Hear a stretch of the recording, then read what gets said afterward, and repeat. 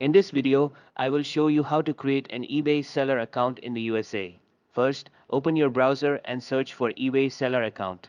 Click on the registration link and select Create an eBay account.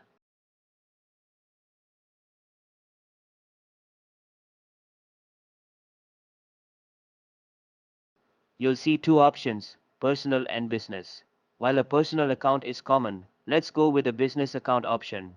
Enter your business name, email address, and create a password. Set your location to the USA, check the option that says, I only want to buy for now, and click Create Account. Next, verify your email and phone number by entering the code sent by eBay. Once verified, add your shipping address, which can be your home address or a PO box.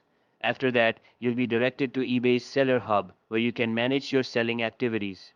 To build credibility, it's a good idea to buy a few items first and establish some positive feedback. When you're ready to sell, go to Seller Hub and click on Create a Listing. Use the search bar to find similar items, write a clear description, and upload high-quality photos. Finally, add your payment details to receive payouts. That's how you create an eBay seller account in the USA. If you found this video helpful, don't forget to subscribe to How to Tutor.